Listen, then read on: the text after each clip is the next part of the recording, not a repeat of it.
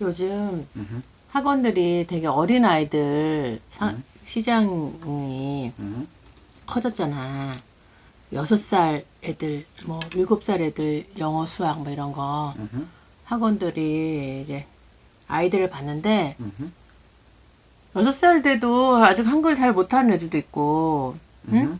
그리고 뭐 취학 전이니까. 그리고 영어도 그렇고 지금 이제 처음 배우려고 하는 애들한테도 학원이 어느 정도 수준이 돼야 받아준다는 거야.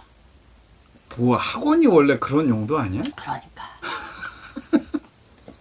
도대체 어디서 뭐 배우라는 한글은 얘기야? 좀 배웠죠. 뭐 읽을 줄 알죠. 그러면서 받아준다는 거야. 그러면 아니 원래 그 학원- 그거는 옛날에는 사실 학교도 그런 얘기를 하면 안 되는 거였는데 이제 학교가 그런 얘기를 하기 시작하니까 이제는 그걸 넘어서 학원이 그런 얘기를 한다고? 아니, 원래 학원부터 그랬지. 학원부터 그러는데 아니 그러니까 학교가 원래는 한글을 자기네들이 가르치는 거지 뭐 좀 배워오셨죠 이렇게 얘기하는 게 아니잖아. 근데 이제 그게 굳어지더니 학원이 자기네들이 가르쳐야 될 거를 학교가 그러는 걸 따라한다는 얘기 아니야. 그래서 그래가지고 애들이 이제 엄마 입장에서는 아이를 좀 가르치려고 학원을 알아보는데 상처를 받는다는 거 엄마가. 그렇지. 학원 그냥- 뭐야 그 존재 의미가 뭐야.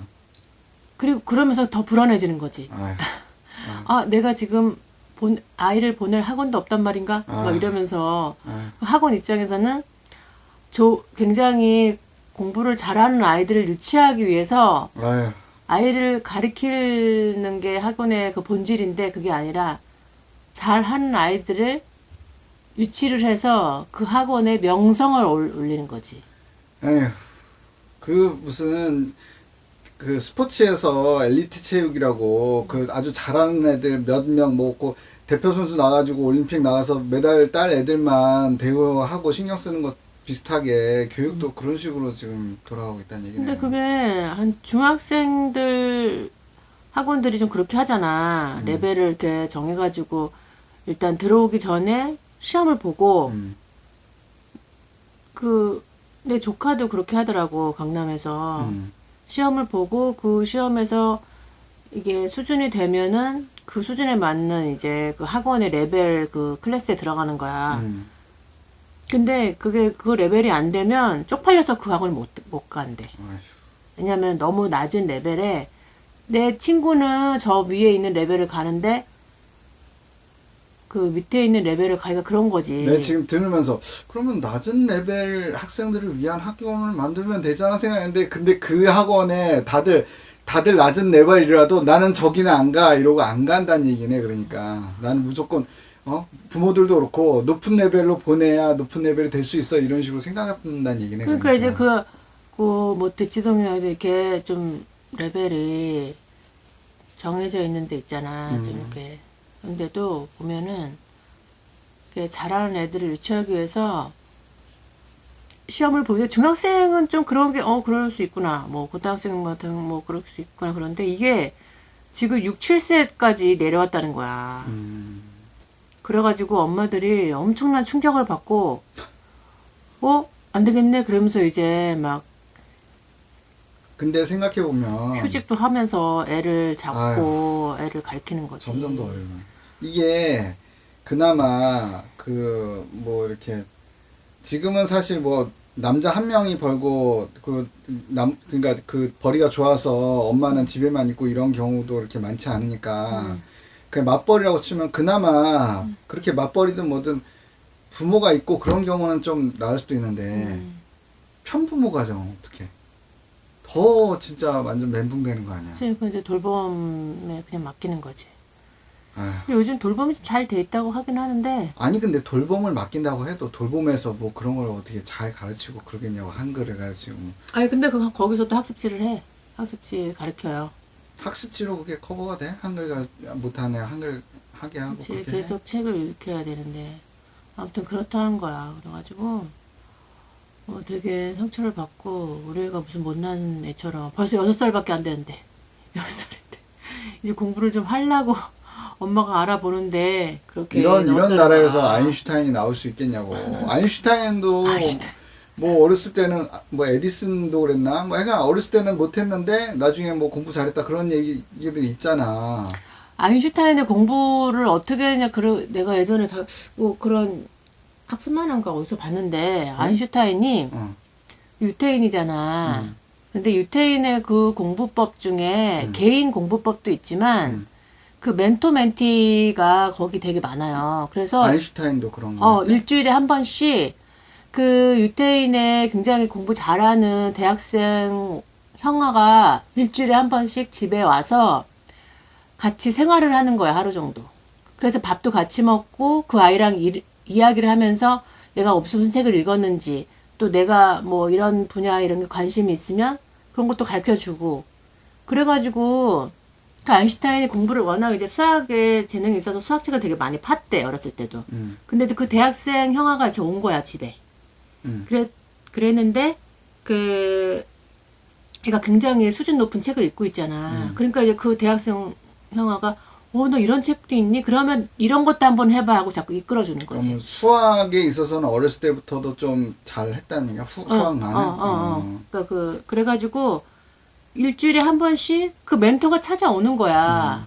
근데 이제 그 유태인인 거지. 그러면서 그날 하루를 밥도 같이 먹고 이렇게 그렇게 생활을 한대요. 그러면 굉장히 친해지잖아. 근데 그 형아한테는 뭘 주는 거야? 근데 그게 그렇게 되어 있대. 무슨 특별하게 뭐 받는 거 없이도?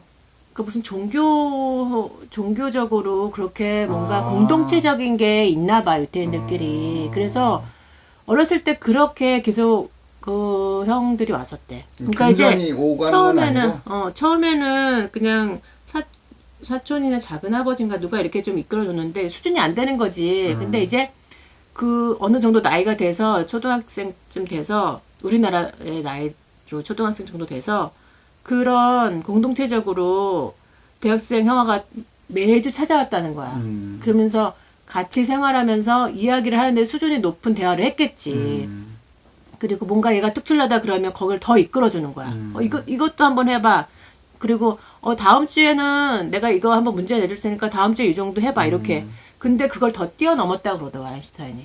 우리나라 같은 경우에 저출산 뭐 예전부터 그래가지고 형제가 없이 하나인 경우도 많고 그러니까 그런 거를 어떻게 참고를 해서 정부에서 뭐 요즘 하도 뭐 청년 지금 실업도 많고 하는데 그런 애들한테 뭐 보조금 줘서라도 그런 애들 하나씩 이렇게 붙여줘가지고 그런 뭐 멘토 뭐 그런 식으로 하는 것도 괜찮겠네. 근데 그게 종교적으로 어떤 결속이 돼서 유태인은 그렇게 했다 그러더라고. 내가 지금까지도 뭐 유태인이 그런지는 모르겠는데 하겠지 뭐 그런 거는 꽤 괜찮은 제도 같은데. 근데 그게 그렇게 서로 이끌어주는 거야.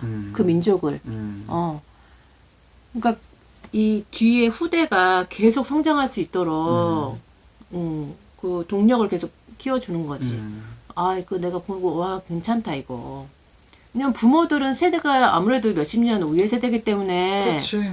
또 대화도 그렇고 잘 못하잖아. 근데 그렇지. 이게 이제 한 10년이나 5년 위 앞서서 그 학문을 하는 사람이 자꾸 이끌어주면 너무 좋은 거지. 그러니까 그리고 옛날처럼 출산을 많이 해서 2명, 3명 낳는다고 쳐도 아래에 있는 애들은 뭐 좀 위에 그 언니, 형아들하고 나이 차이가 좀 있으면 도움을 받을지 몰라도 첫째. 그치. 그런 과정에서도 첫째는 어쨌거나 뭐가 그렇지. 멍하니 없는 거 아마추어지. 아니야. 아빠, 엄마도 아마추어고. 그치. 근데 그런 상황에서 그런 멘토 그런 거라도 좀 관습이든 제도든 있었으면 도움이 근데 되겠네. 우리나라는 그게 이제 자원봉사, 고등학생, 중학생 자원봉사 활동이 너무 좀 이제 형식적이라는 거지. 어디 뭐 이제 도서관이나 이런 데서 뭐 영어 동화책 읽어주기 프로그램 이런 거 뭐 하잖아. 근데 맞아. 그게 그냥 읽어주기만 할 뿐이지 읽어주기 사실. 하고 뭔가 이렇게 개인적으로 그치.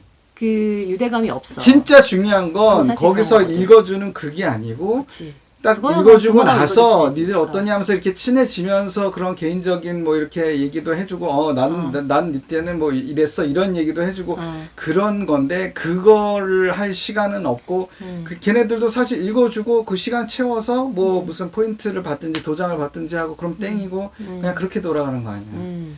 그러니까 그게 문제지. 그래서 이게 사실 이제 나도 애를 가르쳐 보면은 책으로는 한계가 있고 내가 알아야겠더라고. 뭘 해도. 그러니까 아이한테 뭔가를 이렇게 흥미를 유발하거나 했을 때 책을 그냥 이렇게 던져주거나 뭐 이렇게 한다고 해서 그건 한계가 있어. 아이가 깊이 들어가는 한계도 있고 집중의 한계도 있고 해서 부모가 내가 그걸 알아야겠다. 그 학문에 대해서나 흥미가 있어야 아이가 쫓아와. 이런 게 있더라고. 근데 이제 그게 그 아이의 입장에서 대화를 좀 이렇게 즐겁게 해줄 수 있는 그런 멘토가 있으면 너무 좋을 것 같아. 그렇죠. 그래서 나도 어렸을 때 보면 좋은 건 아니지만 영향을 받잖아.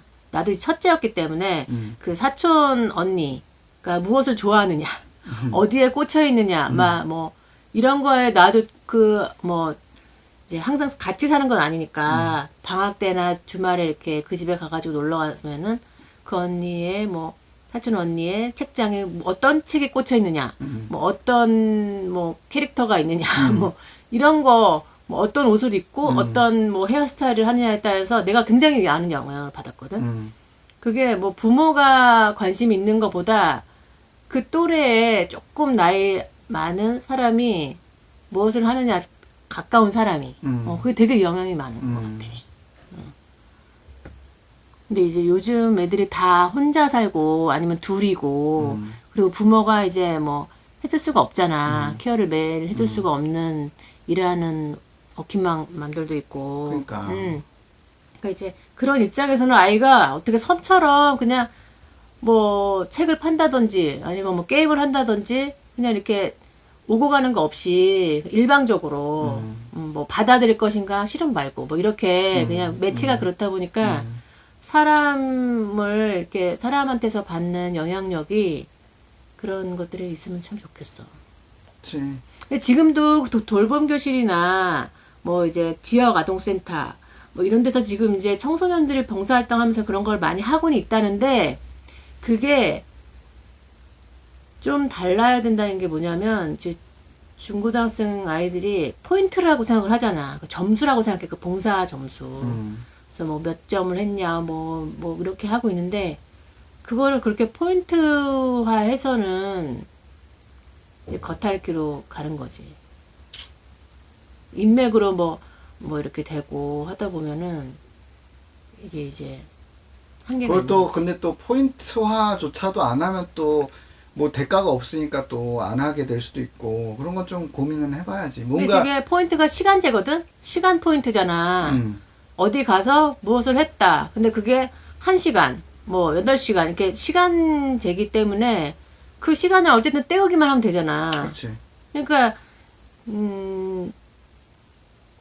그런 게 한계가 있다는 거야. 시간을 근데 그러면은 어떻게 그걸 채우게 하느냐. 그러니까 그거를 그냥 뭐 읽어주기 이런 식으로만 하면 그냥 읽어주고 끝날 수가 있으니까 아예 그냥 뭐 그거를 어떤 뭐 고민 상담 시간 뭐 그냥 언니 오빠들의 동생들을 위한 고민 들어주기 뭐 이런 식으로 하든지 그렇게 조금 뭔가 그거를 주제를 어떻게 조정을 그렇지. 하든지 그렇게 하는 것도 또 그러니까 방법이 될 수도 뭔가를 뭐 있겠고. 기술적인 거를 가르쳐 준다기보다 그 커뮤니티가 되게 중요한 것 같아.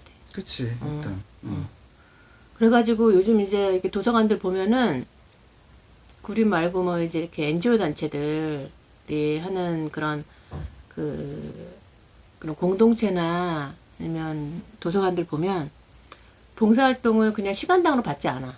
1년이면 1년. 이렇게 되게 긴 시간으로 받더라고.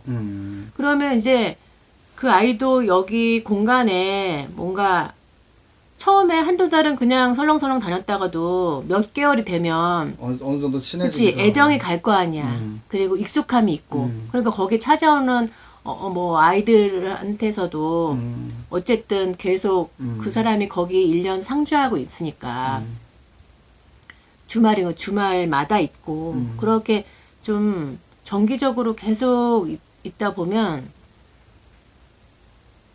뭔가 이렇게 서로 커뮤니티가 있을 것 같아. 그러니까 이제 그런 괜찮은 멘토를 구하는 것도 참 어렵고 그 멘토를 내가 이렇게 어디서 끌어잡아가지고 딱 앉혀주기도 어렵고, 그 뭐 가외 선생 같은 거는 항상 뭐 돈이 들어가야 되는 거잖아. 그리고 그것도 그러네. 그러니까 애들이, 그러니까 멘토라고 할 애들이 아무나 이렇게 하면 사실 질 안 좋은 애랑 연결되면 안 그러니까. 좋아질 수도 있는 거잖아. 욕을 배운다거나, 그렇지. 뭔가 좀 뭐 게임 중에서 어떤 거를 막 이렇게, 그렇지. 그러니까 이제 믿고 같이 보낼 수 있는 거가, 그래서 나는 그때 그 유태인의 그 공동체적인 그런 서로에 한 대한 게 명이 좀 좋은 것 같아. 둘 이상을 맡아야 되는 거겠네. 그러니까 그 위의 나이 또래에서 괜찮다고 평가받는 애들만 그걸 맡아야 되니까 그러면은 한 명으로 하면은 아래에서는 부족해지는 거고 2명 이상을 맡아야 되는 거네. 아무튼 근데 그게 맞는 것도 식사를 같이 한다는 것도 되게 의미가 있는 것 같아. 그냥 그치. 일단 같이 밥을 먹고 그게 계속 반복이 되면 뭐 친해지기도 하고 밥을 뭐 같이 얘기도 먹는다는 그 그치. 자체가 굉장히 친해지는데 그 유태인들이 그렇게 한다고 그러더라고. 근데 내가 보기엔 유태인들이 엄청나게 똑똑해가지고 원래 뭐 두뇌가 막 되게 뭐 비상하고 이렇게보다 걔네들이 하는 그게 서로 결속이 잘 돼 있잖아.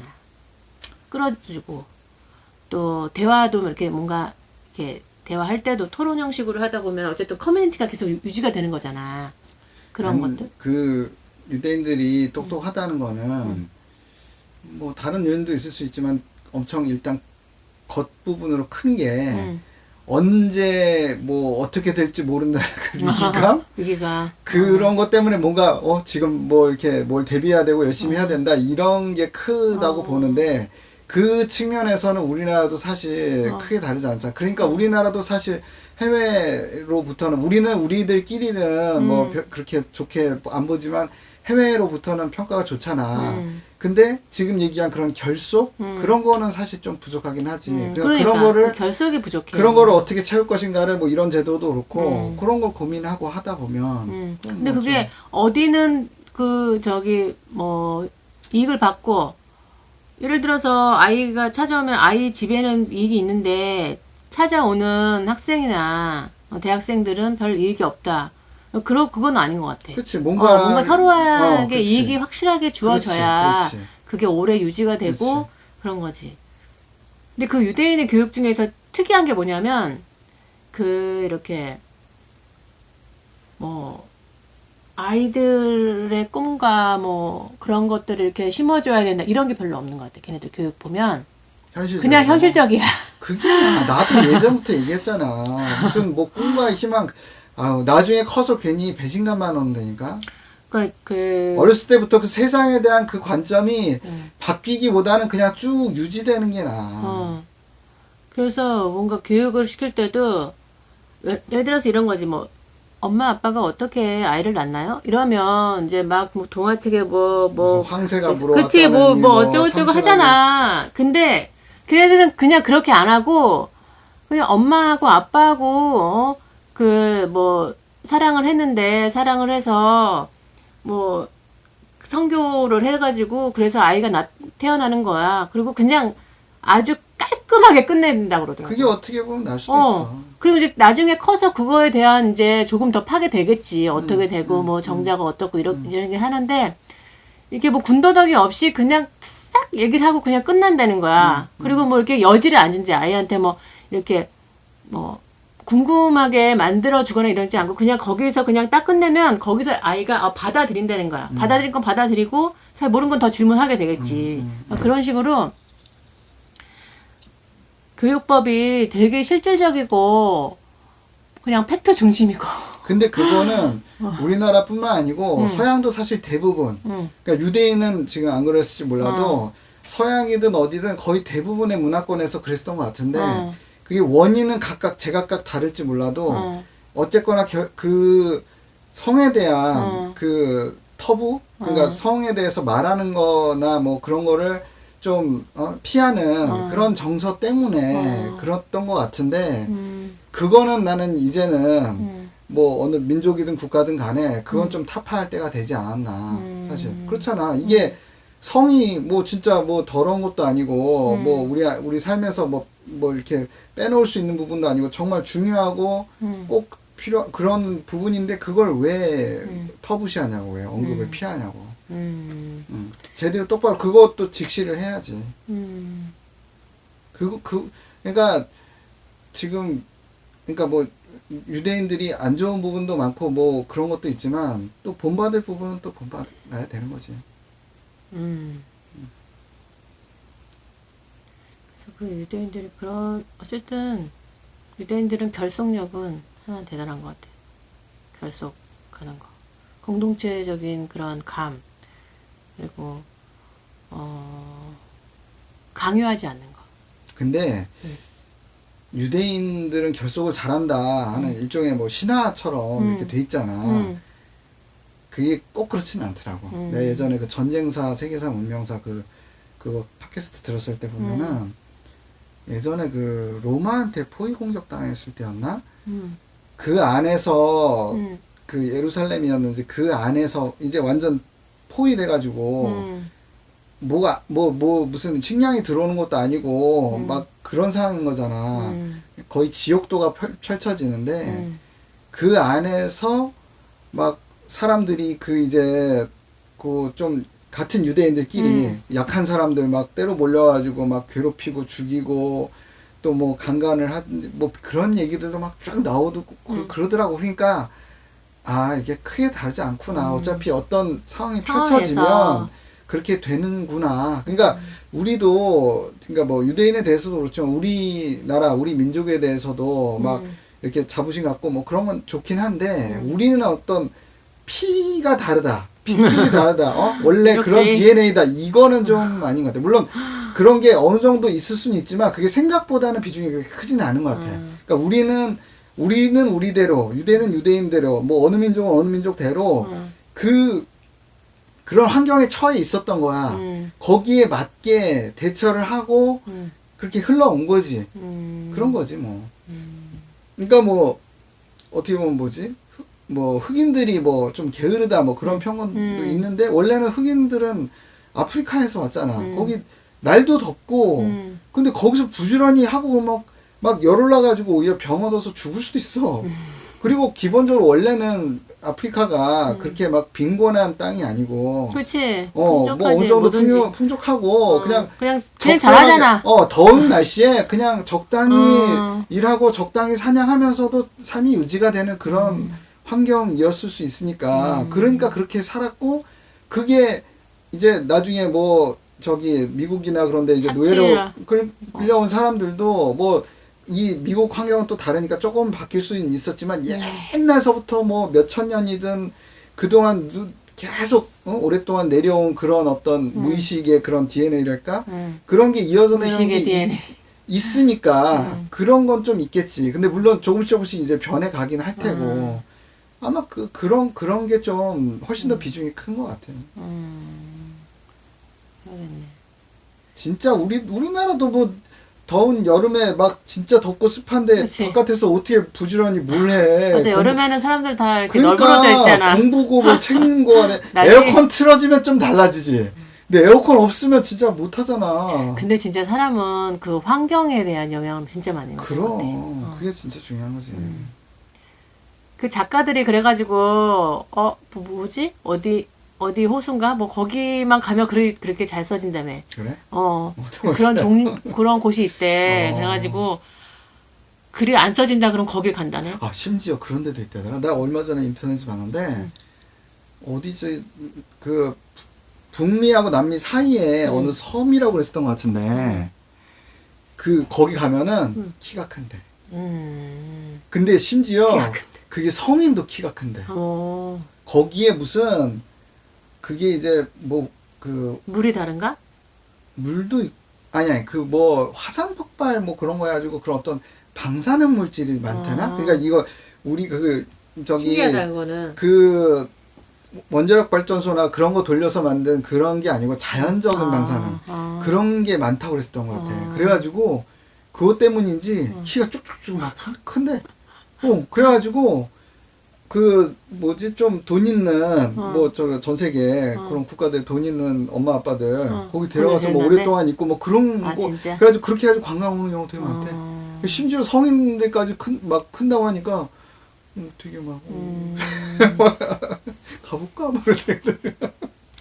진짜 환경이 진짜 중요한 거지. 어. 풀도 뭐 좀 똑같은 씨앗도 환경이 좋은 데 가면 쑥쑥 크고 막 아닌 데 가면 막 좀 크다가 뭐 죽든지 말든지 하는 것처럼 그거를 무시할 수 없는 거지. 그리고 또 하나는 변화. 환경에 대한 변화. 환경 좋은 곳에서 계속 있는 것보다 그 환경을 좀 바꿔주는 거. 그거 되게 중요한 것 같아. 아, 그건 또 다른 변수고.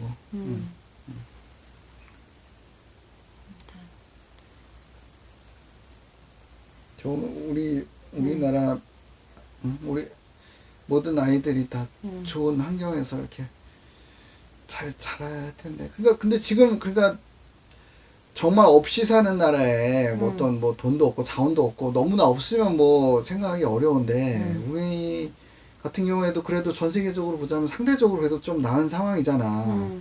근데 어떻게 보면은 요즘 뭐 공유 경제 그런 것처럼 서로 다 뭐 일씩 갖고 있었는데 연결을 해서 나누고 하다 보니까 2가 아니고 3, 4, 5 다들 이렇게 갖게 되는 것처럼 그렇게 그 시너지 효과라고 하잖아. 그런 게 되더라 이런 것처럼. 그거는 서로에 대한 신뢰가 있어야지.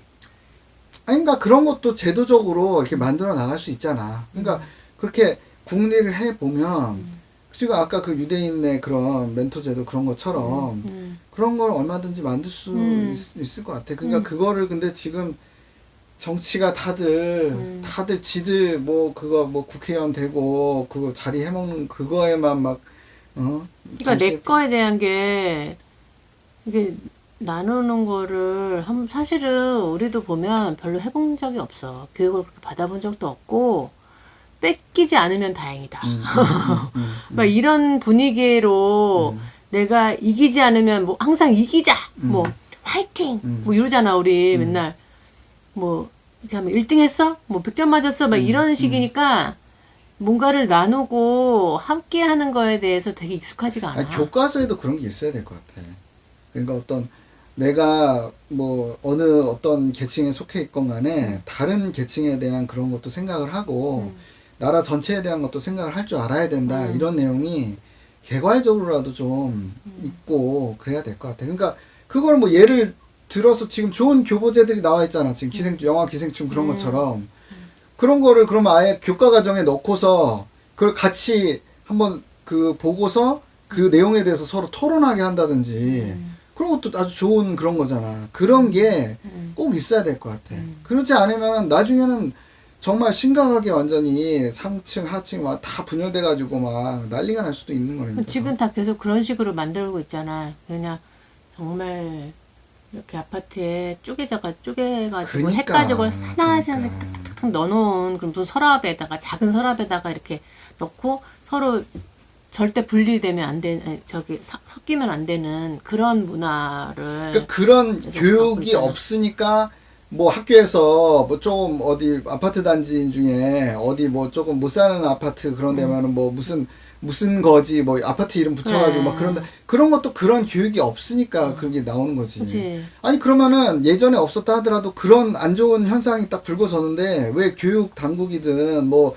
이런 거를 하는 사람들은 왜 그거를 어떻게 교육을 바꿔서 이런 거를 같이 생각을 왜 안 하냐고. 이게 다들 직무유기하고 근데 있는 그게 거야 지금. 지금 이제 교육과정을 공민하고 교과서를 편찬하고 그런 모임들 그런 선생님들이 그 교과서를 만드는 게 진짜 짧은 기간에 만든대. 그래서 그것도 문제인 거지. 고민을 하지 않고 그냥 예전에 있던 걸 약간 그냥 편집하는 수준에서 끝난다는 거야. 그것도 문제지 그러니까. 그러니까 교육을 어떻게 교과서를 낼까를 고민할 때 한 페이지 한 페이지가 엄청나게 고민이 들어가야 되는데 그게 아니라 1960년대 교과서나 지금이랑 사실 별반 다르지 않다. 어떻게 보면은 아직까지 그 교과서 만드는 체계랄까 그 시스템이나 문화는 후진국 수준인 거야. 그냥 뭐 컬러풀하게 됐고 뭐 아이들이 좀 더 많이 나온다거나 뭐 도구가 좀 다양해진다거나 그런데 사실 되게 큰 틀의 본질이 많이 바뀌지 않아. 그러니까 거치장은 좀 좋아졌는데 그렇지. 알맹이가 아직 그 허하다는 얘기. 어, 비슷하네. 다른 산업들도 많이 그렇다고 하던데. 그래서 그게 좀 오랜 시간을 들이고 공을 들이고 이렇게 해서 서로 이렇게 그것도 이야기가 되고 그러려면 내가 저번에 그거 뭐 유튜브에서 어디 봤는데 그 북유럽인가? 거기에 핀란드인가 스웨덴의 교육 방법에 대해서 얘기를 하는데 미술 수업만 가지고 봐도 다르더라고. 우리는 미술 수업을 하면은 도화지에다가 뭐 제목을 하나 딱 정해주면 그래 그러면 이제 혼자 막 열심히 그리잖아. 그래서 완성품을 딱 내놓으면 잘 그린 애는 뭐 벽에 걸어놓고 뭐 칭찬하고 뭐 이렇게 끝나잖아. 근데 거기는 미술 수업이라고 하는 게 굉장히 다르더라고 느낌이. 그러니까 이게 심리학적인 걸 수도 있고 뭐 하여튼 이 물감의 번짐, 뭐 그러면 색깔이 이렇게 어디를 침투하는데 서로 화합되기도 하고 서로 밀어내기도 하는 그런 성질이 있잖아. 그런 거를 그냥 그 수업에서 즐기는 거야. 그리고 이게 이렇게 이 색깔과 이 색깔이 물감 밑에 거를 이제 뭐 물을 다 발라놓고 도화지를 발라놓고 색깔의 번짐을 서로 느끼는 거야. 쟤는 어떻게 느꼈지? 그런 걸 얘기도 하기도 하고 그러면 이제 색 감각도 넓어질 뿐더러 이렇게 번지는 효과를 통해서 저 사람과 나와 타인의 그 이렇게 뭐랄까 섞이기도 하고 뭐 밀어내기도 하는 그런 느낌들을 받아들이고 이렇게 관찰할 수 있는 거잖아. 그러니까 그렇게 한다더라는 거 나는 지금 그게 되게 충격이었어. 우리가 생각하는 그 미술 교육의 첫 번째 단계보다 더 낮은 근본적인 단계에서부터 그렇지. 시작을 한다는 얘기네. 그러니까 걔네들이 그 미술 수업을 받고 다른 수업을 받더라도 그게 인상이 깊을 거 아니야. 그러면은 뭐 사회 과목을 배울 때도 그런 것들이 들어간다는 거지. 개입이 된다는 거지. 미술 수업에서 받았던 그 영감들이 들어갈 수 있다는 거지. 하긴 그 미술 그 교육을 하면서 학교에서 그림을 쭉 그려놓고 그 중에 이건 잘 그렸어요. 이건 이렇게 해가지고 몇 개 이렇게 다 매달 놓는 거 그 자체가 어떻게 보면 비교육적인 걸 수도 있겠다. 당연히 그치. 왜냐면 옛날 같았으면 그런 테크닉 그런 걸로 꼭 뭐 이렇게 운동선수 1, 2등 하듯이 그런 시대였지만 요즘은 미술이나 이런 게 꼭 그런 게 아니잖아. 지금 사실 뭐 예를 들어서 잘 나가는 웹툰에 뭐 이말년이든 뭐 저 기한이든 그런 애들이 그림을 잘 그린다기보다 그치. 그림은 조금 뭐 그것도 괜찮아. 그럴 수 있지만 그게 호감을 갖게 하고 또 거기에서 어떤 이야기를 그 풀어 나가느냐 그걸로 평가받아서 이렇게 그런 거잖아. 근데 그러면은 그 전통적인 우리 그 학교에서 이거 잘했어요 1등 짝짝짝 하는 그 기준에서는 그 그림들이 맞는 게 아니잖아. 학교하고 그럼 현실하고 따로 논다는 얘기인 거지. 교육이 지금 뭔가 잘못되어 있다는 거지. 그래가지고 미술 교육만 하더라도 아이들이 초등학교 들어가면은 뭐 이제 뭐 글을 뭐 잘 쓰거나 뭐 이런 걸로 도드라질 수가 없잖아. 다들 잘 못하니까. 그러니까 그림을 잘 그리는 애들이 굉장히 이제 인정을 받고 선생님한테 칭찬을 많이 받는데 그래서 어떻게 하는지 알아? 6살부터 미술학원을 보내는 거야, 애들이. 입시교육. 10살부터 그치 입시교육. 10살부터 한 2년 동안 미술학원에 가서 그림을 잘 그리게 해놔. 그 다음에 초등학교 들어가서 선생님한테 이제 칭찬을 받으면서 다른 아이들한테 인정을 받으면서 그렇게 되는 거야. 획일화되는 거지. 그리고 미술 교육 하나만 봐도 그런 식으로 된다는 거야. 그러니까 근데 사실 이게 미술사적으로 봐도 좀 틀린 게 뭐냐면 미술사적으로 우리가 생각하는 그 뭐 유명한 작가들 그 사람들이 뭐 초반에는 뭐 어떤 테크닉으로 뭐 했을지 모르겠지만 나중에 뭐 피카소나 뭐 고흐나 뭐 이런 정도서부터는 뭘 아름답고 막 기교적으로 잘했다 이거보다 뭔가 새로운 개념을 선보였다 만들어냈다 이런 쪽이잖아. 근데 우리의 그런 입시미술적인 그런 하나의 획일적 잣대를 가지고 평가하는 그걸로 애들이 그러면 다 그렇게 되면 오히려 그런 다양하게 어떤 새로운 개념을 내가 스스로 만들어내서 그런 거는 오히려 죽이는 거지. 그러니까 정반대로 가고 있는 거지. 각각 따로따로 어떤, 그러니까 그냥 미술 분야로만 국한을 해서 보더라도 내가 어떤 별나게 생각하는 애가 있어.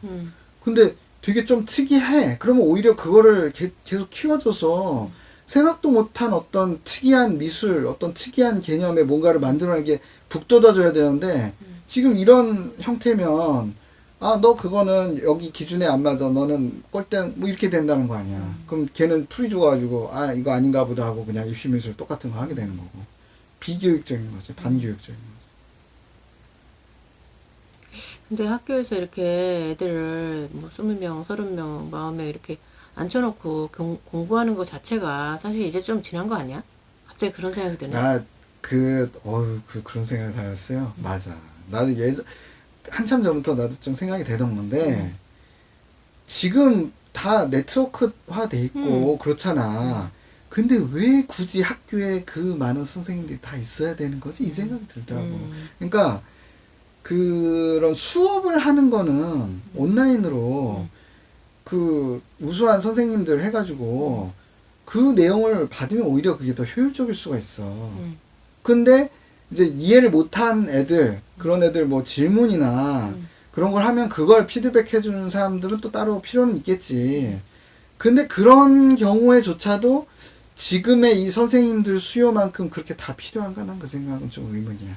그러니까 지금의 이 교육 시스템 하에 이거는 이런 어떤 교육 공무원이라고 하는 이런 그 노동 그 일자리 그거를 창출하기 위한 그게 좀 큰 게 아닌가 나 그 생각이 들더라고. 그러니까 뭐 학교가 꼭 뭐 지식을 전달하고 이런 건 아니지만 뭐 놀이학교라든 뭐 이렇게 다양한 다른 형태로 초등학교 정도는 유지가 될 수 있지 않나. 그냥 아이들을 함께 놀고 또 뭐 이런 공동체적으로 이렇게 경험해보고 그런 정도는 좋은데 그게 뭐 이렇게 옛날처럼 책이 없는 것도 아니고 그렇지.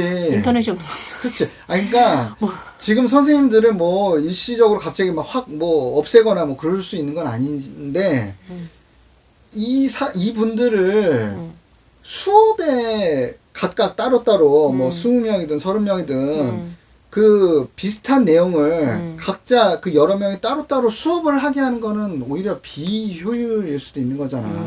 그럼 수업 같은 거는 어떤 뭐 동영상이든 뭐든 해가지고 네트워크를 통해서 뭐 유튜브든 그런 거 습득을 하게 하고 근데 이제 1대1이든 뭐 이렇게 어떤 그 진짜 선생님이 딱 바로 앞에서 뭐 이야기 나눠가면서 해야 될 그런 부분들이 있잖아. 오히려 그런 부분들로 이렇게 특정을 시켜가지고 좀 효율적으로 활용을 하는 그런 쪽으로 그 고민해 봐야 이제 되는 거 판을 아니야? 좀 가를 필요가 있어. 지금 사실 이렇게 하다가 요즘도 애들 뭐 학교 잘 안 가는 애들 이제 중학교 때부터 실습 나오잖아. 그래? 학교 그 거부하고 뒤처진 애들? 학교 가기 싫어하고 그래가지고 뭐 숙녀제 이런 것도 있고 뭐 여러 가지 있는데 그냥 그렇게 해서 그냥 뭐가 터지면은 그냥 땜빵식으로 뭐 맞고 이렇게만 할 게 아닌 것 같아. 아이들이 학교에서 공부를 안 하잖아. 수업은 안 듣고 맞아. 학원에서 지금 뭐 학원에서 하지 실질적으로는 학교는 뭐 거의 허수아비처럼 돼 지금 있는 거잖아. 11시 12시까지 학원 갔다가 학교에서 자고 뭐 이렇게 고등학교는 거의 뭐 난장판이라던데 공부 잘하는 애들도 그렇게 그냥 학원을 중심으로 돌아가지 그치. 학교 중심의 생각이 잘하는 아니야. 애들은 잘하는 애들대로 학원이고 못하는 애들은 못하는 애들대로 또 학교가 안 끌어주니까 하고 학교 뭐하러 있는 거야 그러니까 진짜. 학교가 그 기능을 하려면 학교도 바뀌어야지. 그러니까 학교가 있는 거를 지금 없앨 수 있는 건 아니라면 이걸 어떻게 실질적으로 도움이 되게 할 수 없을까 이거를 고민을 해봐야 되는 거고. 그러니까 지금 어떻게 보면 내가 좀 전에 얘기한 것처럼 그런 기존의 교육 공무원들이나 이런 사람들의 그 밥그릇 때문에 지금 이 못하는 그런 측면이 있는 것 같은데 그런 쪽에 계속 질질 끌려가고 그럴수록 이게 이 어떤 비효율로 돌아가는 부분이 많을수록 나라가 뒤처지는 거거든. 일본을 예를 봐서도 그렇지, 알 수 있지. 비효율적이지. 지금 그래서 이렇게 학교 가는 그 시간이 되게 아깝다. 그래가지고 그냥 아이가 자퇴하고 검정고시 봐가지고 애들 이렇게 들어가는 애들도 있잖아. 뭐 그래가지고 충분히 그렇게 저번에 생각할 수 신문에도 있지. 나왔잖아. 그래서 어디 저기 직업 가졌다고 3년 내내 고등학교 안 다니고 그냥 도서관에서 공부하고. 아니 요즘 같은 데는 크게 날 수도 있지. 그러니까 지금 4차 산업혁명이 뭐니 막 엄청 거의 뭐 따라잡기가 어려울 정도로 빠르게 그 기술에서는 이렇게 발전을 해가는데 그와 거의 대조적으로 정치, 뭐 교육 이런 쪽은 너무 더뎌. 근데 이게 간극이 마냥 계속 커질 수 있는 게 아니거든. 나중에 뚝 부러져가지고 뭐 큰 난리가 나든지 한 다음에 다시 막 부랴부랴 막 혼란이 온 다음에 봉합이 되든지 하는데 그렇게 되기 전에 어떻게 이거를 효율적으로 시대에 맞게 잘 할 수 있을까 이거를 고민을 해봐야 되는 거지. 그러니까 그거는 이런 권력자들 뭐 정치인들이나 교육의 뭐 그 고위층들 교육감이나 이런 사람들도 이런 거를 하고 해야겠지만 일반인들도 참여를 해야 돼. 그런 게 좀 생각이 좀 빨리 좀 넓혀져 가지고 뭐 정치권이든 교육계든 막 되게 줄기차게 그런 것도 요구도 하고 그래야지. 그리고 학교가 너무 그러니까 선생님이 학생에 집중할 수 없게 만드는 시스템이야. 행정이 너무 많고. 그치. 그 행정을 뭐, 좀 뭐 따로 인력을 그렇지. 하든가 이렇게 해서 선생님이 학생을 어쨌든 집중을 할 수 있도록 해줘야 돼. 그렇지. 그래야 뭔가 나올 거 아니야. 아, 이거 이렇게 공부를 해야겠다. 그 보니까 저번에 그 북유럽의 선생님들 보니까 이제 우리나라 선생인데, 우리나라 사람인데, 거기 가서 이제 교육을 받고 거기 아이들을 가르치는 거야. 근데 자기가 수업하는 그 교수학습 지도서를 자기가 만들어. 자기 수업은. 지금 요즘에는 우리나라는 대부분 만들어져 있는 거를 보고 그대로 하잖아. 선생님이 무슨 로봇처럼. 이건 이렇게 가르쳐야 된다. 이게 딱 나와 있으니까 그 교환대로 하는 건데, 그렇지 않고 그 선생님은 이제 교과서는 따로 있는데 그 교과서를 효율적으로 하려면 어떻게 하고 고민을 해, 자기가. 그래서 그 교수학습 지도서를 자기가 만들어서 그거를 가지고 자기가 수업에 참여하는 거야. 얼마나 적극적이겠어. 그거를. 자기가 만든 건데. 근데 그게 선생마다 다 다르게 있어. 가지고 있는 거야. 그리고 이제 그 선생들이 이제 회의를 하지. 나는 이렇게 했으니까 괜찮더라. 이거 너네들도 한번 같이 공유해보자. 이렇게 해서 그 교수학습이 지도서가 이렇게 교환이 조금 더 알차게 짜여져 있는 거야. 그러니까 선생님들이 되게 바쁘더라고. 왜냐면 그런 것들을 만들면서 고민을 해야 되니까. 그런 시간에 무슨 행정은 따로 하지. 아니 근데 그 행정 이야기는 내가 들은 지도 굉장히 오래된 것 같은데 그게 왜 이렇게 오랫동안 해결이 안 되는 거야? 난 진짜 이해가 안 가는데. 그러니까 다른 나라에서도 교육행정하는 사람? 교육행정? 아니 그러니까 지금 얘기한 다른 나라에서도 행정은 뭐 누가 따로 처리해 주든지 그런 식으로 한다고 하는 거 보면 분명히 그렇게 할 수 있고 할 수 있는 방법도 있는 것 같은데 왜 안 하는 거야? 그냥 교육계 자체가 그냥 보수적이라서 그런 거야? 하여튼 교육계가 가장 보수적인 집단이라고 하잖아. 그런 것도 아니 있지만. 근데 지금 조 의원도 그렇고 뭐 진보 이쪽에서 교육감도 맡고 그런 지도 꽤 됐잖아. 교육행정을 하는 사람들한테 대가가 되게 많이 와야 될 것 같아. 조금 더 왜냐하면 교육행정을 하는 사람은 그 교육청 안에서도 가장 계급이 낮다고 봐야 돼. 가장 그러니까 선생님이 시키면은 할 수 없이 하고 그리고 이제 교사하고 공무원의 그 집단이 다르잖아. 공무원 행정 공무원은 그냥 공무원이거든. 그러니까 그냥 하던 대로 그냥 그 시스템 안에서 시스템을 가지고는 그 시스템 안에서 뭘 산다. 이거는 못 산다. 가격이 안 맞는다. 이런 식으로 그냥 이렇게 정말 로봇처럼 하잖아. 근데 그런 것들을 좀 이렇게 확 개혁을 하려면 새로운 그 두뇌들이 들어와야지, 교육행정에. 근데 교육행정은 그냥 공무원이거든. 공무원 중에서도 이제, 내가 교육행정 쪽으로 할까? 좀 안정적이고 좀 힘들지 않다던데? 그러면서 이제 조금 그런 사람들이 들어오는 건데, 내가 보기에는 이 교육행정 하는 사람들도 좀 이렇게 대우를 좀 잘 해주고, 그렇게 해야 될 것 같아. 무슨 그냥, 선생님 도와주는 사람. 예전에야 그랬지. 등록금 받아주는 사람 이런 거. 근데 그게 아니라는 거야, 지금은.